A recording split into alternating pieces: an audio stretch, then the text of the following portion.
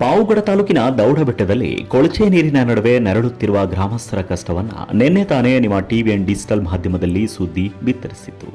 ಆಡಳಿತ ವರ್ಗ ಈ ಕೂಡಲೇ ಎಚ್ಚರಗೊಂಡು ಕೆಲವೇ ಗಂಟೆಗಳಲ್ಲಿ ಗುಜನಡು ಗ್ರಾಮ ಪಂಚಾಯಿತಿ ಅಭಿವೃದ್ಧಿ ಅಧಿಕಾರಿ ಮಂಜುನಾಥಗೆ ಸಿಬ್ಬಂದಿಗಳು ಸ್ಥಳಕ್ಕೆ ಭೇಟಿ ನೀಡಿ ತಕ್ಷಣ ಸ್ವಚ್ಛತಾ ಕಾರ್ಯವನ್ನು ಆರಂಭಿಸಿದ್ದಾರೆ.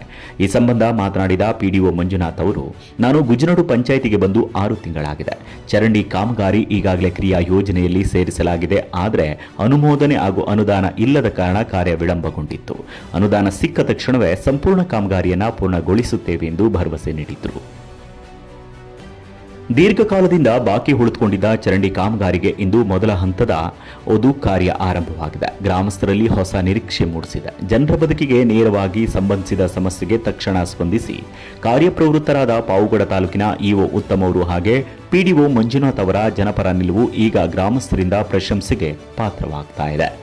ಜನರ ಸಮಸ್ಯೆಗಳಿಗೆ ಇಂತಹ ವೇಗವಾದ ಸ್ಪಂದನೆ ಆಡಳಿತದ ಕರ್ತವ್ಯ. ಗ್ರಾಮಸ್ಥರ ಹಿತಕ್ಕಾಗಿ ಅಧಿಕಾರಿಗಳು ಮತ್ತು ಆಯ್ಕೆಯಾದ ಗ್ರಾಮ ಪಂಚಾಯಿತಿಯ ಸದಸ್ಯರು ಇದೇ ರೀತಿಯಲ್ಲಿ ಚುರುಕಾಗಿ ಕಾರ್ಯನಿರ್ವಹಿಸಲಿ ಎನ್ನುವುದು ನಮ್ಮ ಆಶಯ. ನವೀನ್ ಕಿಲಾರ್ಲಹಳ್ಳಿ, ಟಿವಿಎನ್, ಪಾವಗಡ.